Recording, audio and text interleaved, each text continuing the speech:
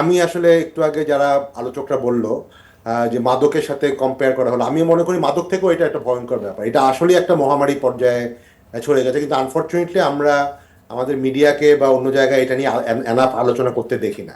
আপনি যেই প্রশ্নটা আসলেন সেই প্রশ্নটাতে আমি জাস্ট একটা বলি যে দেখেন জুয়া, এই জুয়াটা কিন্তু আগে আজ থেকে হয়তো 30-40 বছর বা আমাদের শত শত বছর ধরেই তো জুয়া হচ্ছে। সেই জুয়াটার নেচারের সাথে এই জুয়াটার নেচার পার্থক্য আছে। একটা হচ্ছে অফকোর্স ডিজিটালি হচ্ছে, অ্যাপের মাধ্যমে হচ্ছে। আরেকটা বড় ব্যাপার আছে কিন্তু, এই জুয়ার যে পেমেন্ট, এই পেমেন্টটা কিন্তু একেবারে ডিজিটাল।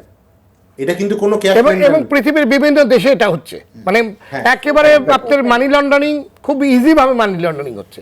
এবং এটা কিন্তু টোটাল বাংলাদেশের ফাইন্যান্সিয়াল সিস্টেমের সাথে এটা সম্পর্কিত।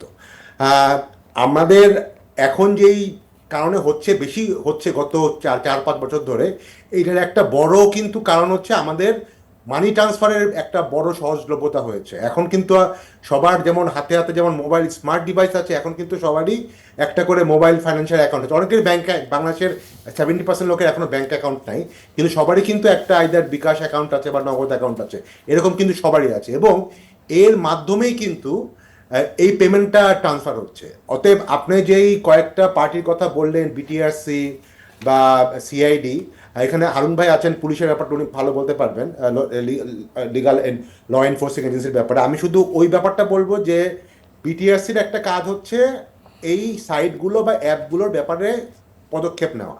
সেটা তাদের জন্য করা খুব ডিফিকাল্ট, সত্যি কথা বলতে। কেননা আজকে 10টা আপনি সাইট বন্ধ করবেন, কালকে আরো 20টা বেরিয়ে আসবে। 20টা বেরিয়ে আসবে। হ্যাঁ, এবং এই কোনো একটা নাম দেখা যাবে যে এর এর জায়গায় করবে, ইর জায়গায় বি করবে, এরকমই কিন্তু হবে। অতএব ইট ইজ ভেরি ডিফিকাল্ট। একটা চোর পুলিশ খেলা কিন্তু চলছেই। বাট সবচেয়ে বড় যে জায়গাটা, সেটা কিন্তু হচ্ছে যেটা আমি বললাম যে মানিটা, জুয়াটা তো একটা ফাইন্যান্সিয়াল ক্রাইম, তাই না? অন্য ক্রাইমের সাথে সাথে এটা একটা ফাইন্যান্সিয়াল ক্রাইম, এবং ফাইন্যান্সিয়াল ক্রাইমের সবচেয়ে বড় ওয়েটাই হচ্ছে ডিজিটাল পেমেন্ট। এবং আমাদের এখানে কিন্তু যত ডিজিটাল পেমেন্ট হয় সবই কিন্তু আসলে ট্রেসেবল। যে কোনো মোবাইল ফাইন্যান্সিয়াল সার্ভিস যখনই একখান থেকে আরেকখানে পেমেন্ট হয়, সেটা কিন্তু ট্রেসেবল। এই জিনিসটা কিন্তু বাংলাদেশ ব্যাংক এবং বিএফআইইউ, যেটাকে আহ, আহ, যাদের মেইন কাজ হচ্ছে এই তদারকিটা করা, আহ, যে বাংলাদেশ ফাইন্যান্সিয়াল ইন্টেলিজেন্স ইউনিট, তারা কিন্তু গত কয়েক বছর ধরেই এইটা নিয়ে কনসার্ন। এবং আমার জানা মতে বাংলাদেশ ব্যাংক বিভিন্ন আহ, এই এর গুরুত্ব অনুধাবন করে বিভিন্ন এজেন্সির কাছে, বিটিআরসি থেকে শুরু করে আহ, আহ, পুলিশ প্রশাসন and at the same time তথ্য মন্ত্রণালয়, তাদের কাছেও কিন্তু চিঠি দিয়েছে। এবং এখানে হাইকোর্টেরও কিন্তু আসলে এক ধরনের নির্দেশনা ছিল যে যেভাবেই হোক এইগুলোকে বন্ধ করতে হবে। এবং সেখানে বলা হয়েছে যে যেভাবে অ্যাডভার্টাইজমেন্ট হচ্ছে, একেবারে নাম ধরে ধরে বলা হয়েছিল তাদের বিরুদ্ধে ব্যবস্থা নিতে। আনফর্চুনেটলি তথ্য মন্ত্রণালয়, আমি মনে করি যে এখানে একটা বড় ধরনের ব্যর্থতার পরিচয় দিয়েছে। আমরা দেখিনি তথ্য, কারণ যেই টিভি চ্যানেলগুলির কথা আপনি বললেন সবাই কিন্তু তথ্য মন্ত্রণালয়ের আন্ডারে।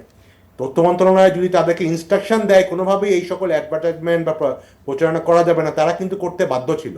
1 নম্বর।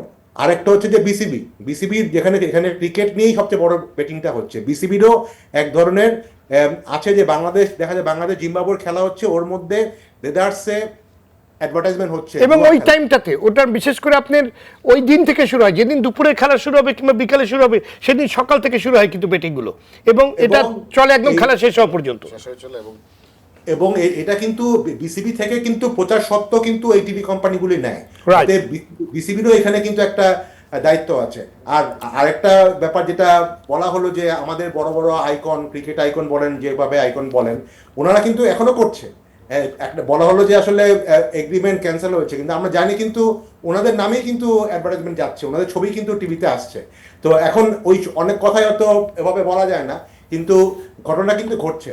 আর একটা হচ্ছে বাংলাদেশ ব্যাংকও কিন্তু, আমি মনে করি এখানে যে আবার বলি যে ফাইন্যান্সিয়াল যেহেতু ট্রানজাকশনগুলি হচ্ছে, এখানে মোবাইল ফাইন্যান্সিয়াল অপারেটরগুলোরও কিন্তু একটা বড় রোল আছে। টেকনোলজি আসলে কোনো সমস্যা না। এখন আমরা সবসময় বলছি আমরা আর্টিফিশিয়াল ইন্টেলিজেন্স, মেশিন লার্নিং নিয়ে কাজ করছি, সারা বিশ্বের সাথে আমরাও এগিয়ে যাচ্ছি। আমাদের হাতেই এখন অনেক টেকনোলজি আছে যেটা দিয়ে আইডেন্টিফাই করা যায় কোন কোন অ্যাকাউন্ট থেকে কোন অ্যাকাউন্টে এই জুয়ার লেনদেন হচ্ছে। এবং বাংলাদেশের যে মোবাইল কোম্পানিগুলো বা বলেন বা মোবাইল ফাইন্যান্সিয়াল কোম্পানিগুলোর বলেন, এদেরও এই টেকনোলজি আছে, কিন্তু এদের সবাই তাদের ব্যবসাটা প্রোটেক্ট করার জন্য, কারণ ওদেরও আসলে অনেক ব্যবসা ডিপেন্ড করে এই জুয়ার লেনদেনের উপরে, যত বেশি লেনদেন হয় ওদের ব্যবসাটাও বাড়ে।